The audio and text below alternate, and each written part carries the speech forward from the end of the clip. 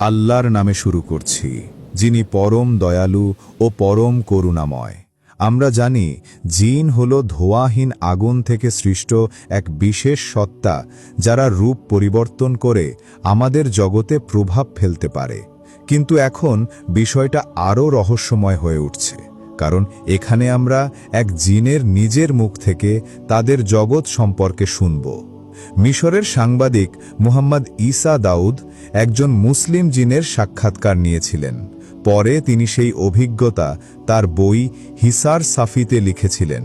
এই বইটি পরবর্তীতে ইন্দোনেশীয় ও মালয় ভাষায় ডায়ালগ দ্যাঙ্গান জিন মুসলিম নামে অনূদিত হয়।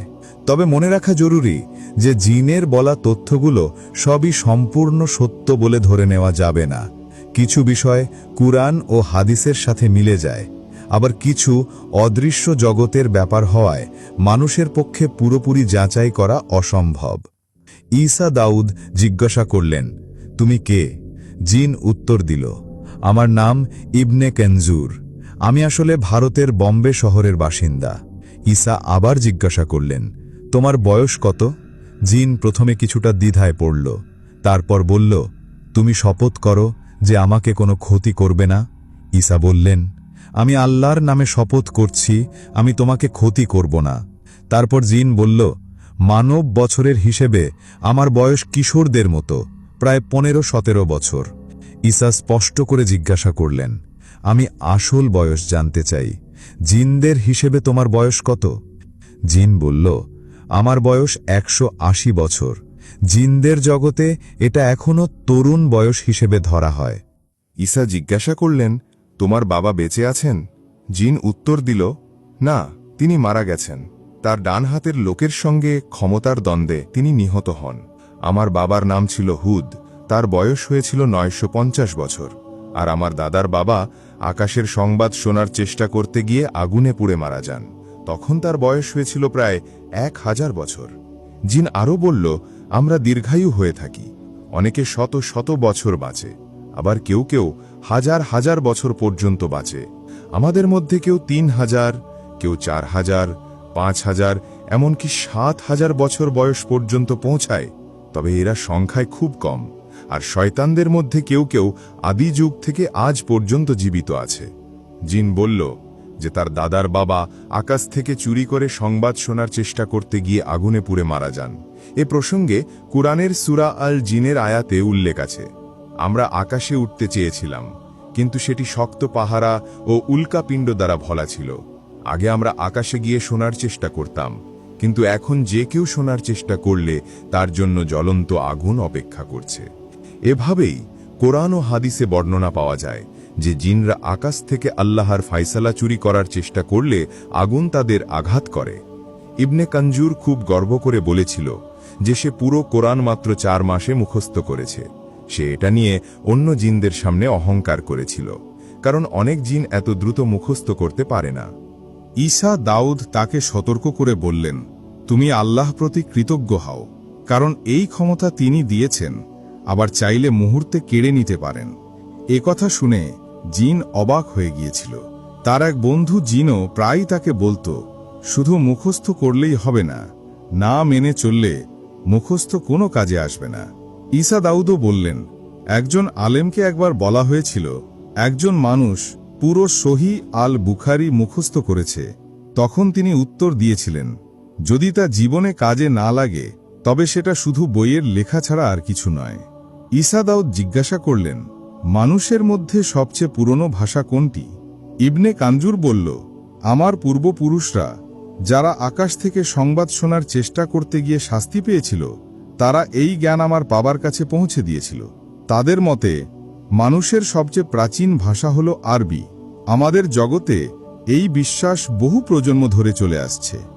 মানুষের মধ্যে ধারণা আছে যে জিনদের ভয়ঙ্কর চেহারা থাকে, ভাঙাচোরা মুখ, লেজ, অদ্ভুত অঙ্গপ্রত্যঙ্গ ইত্যাদি। কানজুর বলল, এসব কেবল মানুষের কল্পনা। বাস্তবে আমাদের আসল রূপ মানুষের মতোই, তবে কিছু ছোটখাটো পার্থক্য আছে। মাথা মানুষের চেয়ে একটু বড়, চোখ গোল নয়, লম্বাটে, কারোর চোখ ওপরের দিকে টানা, আবার কারোর চোখ চাইনিজ বা জাপানিদের মতো একটু বাঁকা। আমাদের চোখ সাধারণত বড় ও হরিণের চোখের মতো। চোখের রং শুধু লাল নয়, কালো, হলুদ, বাদামি সবই আছে। তবে আমাদের চোখে হালকা লাল আভা দেখা যায়, তাই মানুষ মনে করে সব সময় লাল। কান ঘোড়া বা বেড়ালের মতো তীক্ষ্ণ কান, তাই আমরা যখন কোনো প্রাণীর রূপ ধরি তখন বেড়াল, ঘোড়া বা বাঘের রূপ বেশি নিই। নাক মানুষের মতো মাঝখানে থাকে, তবে বেশি ধারালো নয়, সাধারণত চাপা বা গোল, যেমন ফিলিপিনের মানুষের নাক। মুসলিম জিনরা নাবিজি সাল্লাল্লাহু আলাইহি ওয়াসাল্লামকে অনুসরণ করে দাড়ি রাখে। যাদের দাড়ি নেই তাদেরকে বলা হয় পট ফেস। পুরুষ জিনদের চুল মোটা হয়, অনেকেই টাক হয়।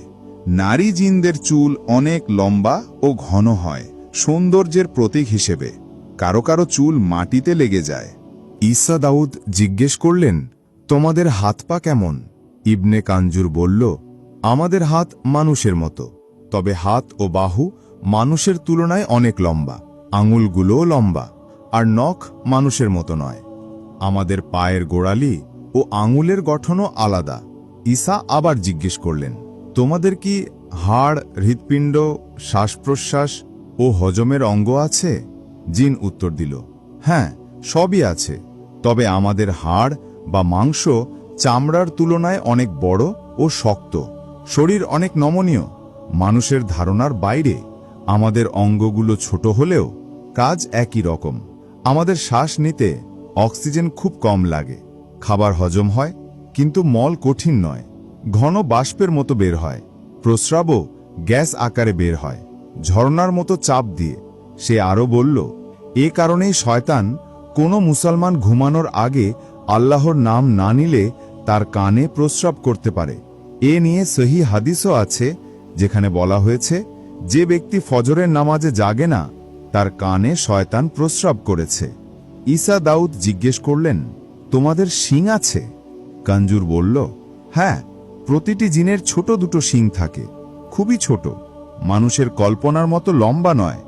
ঈসা বললেন, তাহলে ইবলিসের শিং কেমন? জিন উত্তর দিল, তার শিং বড় এবং বয়সও অনেক বেশি। মানুষ সৃষ্টির আগেই সে ছিল।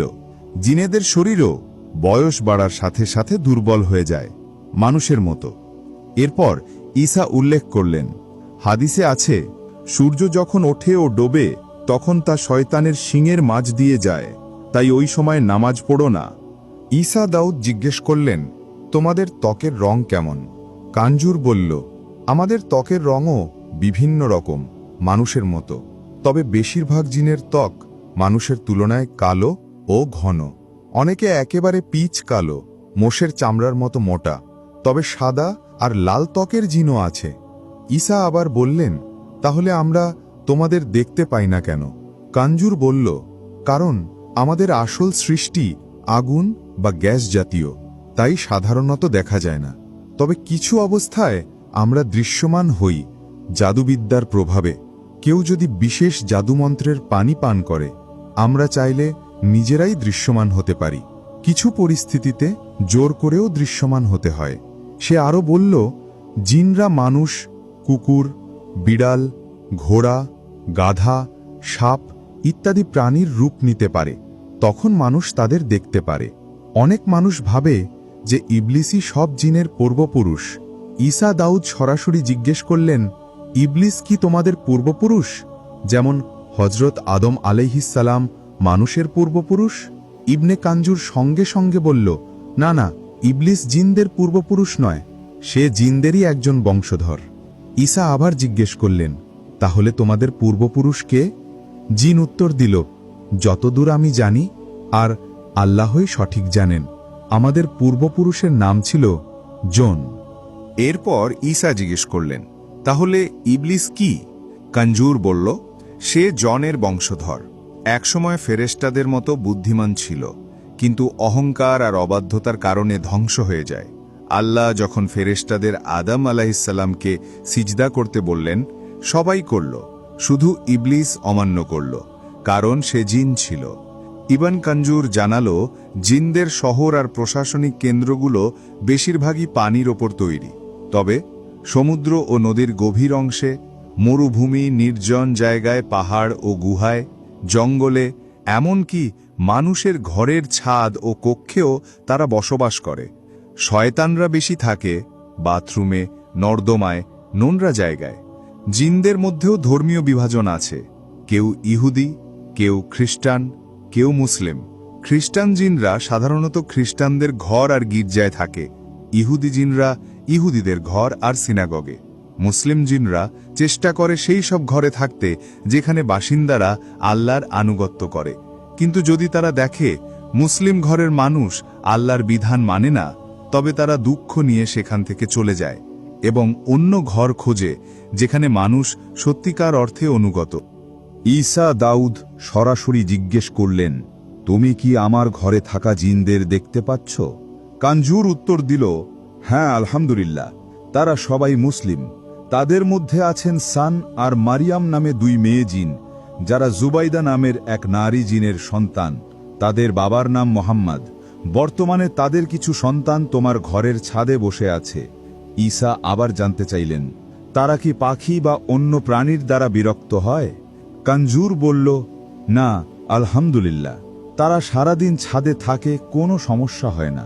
ইবনে কানজুর বলল, তারা অর্থাৎ ঈসার ঘরে থাকা জিনেরা খাবারের সময় নিচে নামে, খাওয়া শেষে আলহামদুলিল্লাহ বলে প্লেট সরিয়ে দেয়, রাতে নামাজ পড়ে আবার ছাদে ফিরে যায়, ক্লান্ত হলে চেয়ার, কার্পেট বা বারান্দায় যেখানে ইচ্ছা ঘুমিয়ে পড়ে। ঈসা জিজ্ঞাসা করলেন, তারা কি কখনো বাইরে যায়? জিন উত্তর দিল, হ্যাঁ তারা যায়। কখনো কখনো মক্কার মসজিদুল হারাম বা মাদিনার মসজিদে নাবাবিতে নামাজ পড়তে যায়। তারা বজ্রপাতের মতো দ্রুত গিয়ে আবার ফিরে আসে। ইবনে কানজুর সতর্ক করে বলল, শয়তানরা খালি কূপ, নোংরা জায়গা, আবর্জনায় থাকতে ভালোবাসে। আজান দিলে তারা কান বন্ধ করে পালিয়ে যায়, পানির ধারে বা লুকানোর জায়গায় চলে যায়।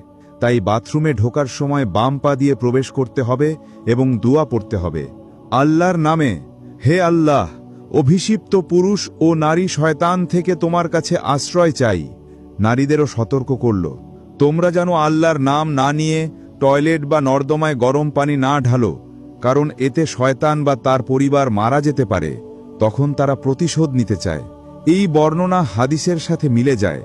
আবু হুরায়রা রাদিয়াল্লাহু আনহু বর্ণনা করেছেন, রাসূল সাল্লাল্লাহু আলাইহি ওয়াসাল্লাম বলেছেন, আজান দেওয়া হলে শয়তান দৌড়ে পালায়, আজান শেষ হলে আবার ফিরে আসে, ইকামত হলে আবার পালায়, ইকামত শেষে এসে নামাজে দাঁড়ানো মানুষকে কুমন্ত্রণায় ব্যস্ত করে। ঈসা দাউদের বইয়ে লেখা আছে, একবার তিনি পশুর মাথার আকৃতির কলমদানি ব্যবহার করতেন। তার মুসলিম জিন বন্ধু সেটা দেখে বলল, তাড়াতাড়ি এর মাথা কেটে দাও বা এমনভাবে বদলাও যাতে মাথার মতো না লাগে। ঈসা অবাক হয়ে জিজ্ঞেস করলেন, কেন? জিন উত্তর দিল, আমি দেখেছি এর ওপর এক দুষ্টু জিন বসে আছে। যখন তুমি এর মাথা ঢেকে দিলে তখন সে সরে গেল। সে আরও বলল, জীবিত প্রাণীর ছবি ও মূর্তি ফেরেশতাদের ঘরে প্রবেশে বাধা দেয়। এগুলো শয়তানদের আকৃষ্ট করে, তাই ছবি দেয়ালে ঝোলানো বা খোলা রাখা উচিত নয়। বই বা ম্যাগাজিনে থাকলে উল্টে রাখতে হবে। রাসূল সাল্লাল্লাহু আলাইহি ওয়াসাল্লামের হাদিসে আছে, জিবরাইল আলাইহিসসালাম এসেছিলেন, কিন্তু ঘরে ছবি, কুকুর ও মূর্তি থাকায় ঢোকেননি। ঈসা জিজ্ঞেস করলেন, তুমি বলেছিলে মূর্তিতে জিনদের টানে, এটা কি শুধু উপমা? জিন বলল, না, এটা আসলেই টান। আমরা দূর থেকে সেটা এমনভাবে অনুভব করি যেমন মানুষ সুগন্ধি গন্ধ শোকে। তোমরা চোখে দেখতে পারো না, কিন্তু মূর্তি থেকে আলোর মতো একরকম বিকিরণ বের হয়, আমরা সেটা দেখি। বিজ্ঞান ভিত্তিক ব্যাখ্যা, প্রতিটি বস্তু, বিশেষত মূর্তি, পাথর, ধাতু, মার্বেল, নিজস্ব তড়িৎ চৌম্বক তরঙ্গ বা ইএমএফ বিকিরণ করে। যেহেতু জিনরা আগুন বা শক্তির মতো, তারা এসব বিকিরণ সহজে অনুভব করতে পারে। যেমন হাঙর পানির ভিতর বৈদ্যুতিক তরঙ্গ টের পায়, তেমনভাবেই জিন মূর্তির বিকিরণ টের পায়। রাসূল সাল্লাল্লাহু আলাইহি ওয়াসাল্লাম যখন মক্কা বিজয়ের পর মূর্তি ভাঙতে বলেছিলেন, তখনও এর পিছনে এই রহস্যময় বাস্তবতা লুকিয়ে আছে। জিনদের জীবন মানুষের মতোই, ভালোবাসা, ঘৃণা, শান্তি, দ্বন্দ্ব, পরিবার ও সমাজের ভিন্নতা আছে। গর্ভকাল মানুষের চেয়ে বেশি, প্রায় 15 মাস। সাধারণত একসাথে 7 থেকে 9টি সন্তান জন্ম দেয়, কখনো 12টিও হতে পারে। মানুষ ও জিনের বিয়ে সম্ভব নয়। কোরআনে বলা হয়েছে, তোমাদের জন্য তোমাদের মধ্য থেকেই সঙ্গী সৃষ্টি করেছি, অর্থাৎ মানুষ মানুষের জন্য, জিন জিনের জন্য। ইবনে টাইমিয়া বলেছেন, জিন যদি মানুষের রূপ নেয় তাহলে বিয়ে হতে পারে, কিন্তু সন্তান হওয়া অসম্ভব। দুজনের গঠন সম্পূর্ণ ভিন্ন। এই অধ্যায় শেষ করার আগে আমি একটি চমকপ্রদ কাহিনী শেয়ার করতে চাই, যা প্রকাশিত হয়েছিল সোমবার ২৬ মার্চ ১৯৭৯ সালে। যদিও এই ঘটনার সত্যতা অনিশ্চিত, তবে যদি এটি সত্য হয় তবে তা জোরালো প্রমাণ হতে পারে যে জিন আসলে এক উচ্চতর মাত্রার সত্তা, যাদের জ্ঞান অনেক ক্ষেত্রেই মানুষের চেয়ে অনেক এগিয়ে। ঘটনার সাল ২৬ মার্চ ১৯৭৯। কুয়েতের দৈনিক আল কাবাসে প্রকাশিত হয়েছিল এক নারীর কাহিনী। নাম মিসেস সামামা ওয়াদি, বয়স ৫৭ বছর, কায়রোর ম্যানিয়াল অঞ্চলের বাসিন্দা। রোগ ক্যান্সার, যেটা পাকস্থলী ও লিভারে ছড়িয়ে পড়েছিল। ডাক্তাররা বললেন অপারেশন সম্ভব নয়, মৃত্যুর অপেক্ষা ছাড়া উপায় নেই। প্রতিবেশী এক মুসলিম তাকে কোরআনের আয়াত পাঠ করতে পরামর্শ দেন। তিনি কোরআনের তেলাওয়াত শুনতে শুরু করলেন। ১৯৭৮ সালের নভেম্বর মাসের এক রাতে তিনি স্বামীকে বললেন, ভালো সুগন্ধি আনো, আমাকে পুরো শরীরে লাগিয়ে দাও, আলো নিভিয়ে দাও, আমি অন্ধকারে থাকতে চাই। পরদিন সকালে স্বামী দরজা খুলে দেখলেন স্ত্রী অচেতন, শরীরে ব্যান্ডেজ বাঁধা। ডাক্তাররা পরীক্ষা করে বললেন পাকস্থলী ও লিভারের ক্যান্সার সম্পূর্ণ নেই। মনে হলো অপারেশন হয়েছে, কিন্তু সেটা অত্যন্ত সূক্ষ্ম ও অদৃশ্য কোনো হাত দিয়ে। নারী পরে জানালেন তিনি ঘুমের মধ্যে অনুভব করেছিলেন অদৃশ্য সত্তারা তার শরীর কেটে অসুস্থ অংশ সরাচ্ছে। কোনো ব্যথা পাননি। ধারণা করা হয় মুসলিম জিনেরা উন্নত চিকিৎসাবিদ্যায় দক্ষ হয়ে তাকে সারিয়ে তুলেছিল। ইবনে কানজুর একসময় ঈসাকে বলেছিল তার বাবা তাকে শয়তানকে দেখতে নিয়ে গিয়েছিলেন। শয়তান কেমন দেখতে, তার রাজ্যে সে কিভাবে কাজ করে, আর মানুষের জগতে সে কিভাবে প্রভাব ফেলে, এসবই আমি তোমাকে বলবো। ইনশাআল্লাহ পরের অংশে আমরা জানব মানবজাতির সবচেয়ে বড় শত্রু শয়তান কেমন করে মানুষের মন নিয়ন্ত্রণ করে। আপনারা যদি ভিডিওটা উপভোগ করে থাকেন তাহলে একটা লাইক দিন, কমেন্টে মতামত জানিয়ে দিন, আর চ্যানেলটা সাবস্ক্রাইব করে আমাদের সাথেই থাকুন।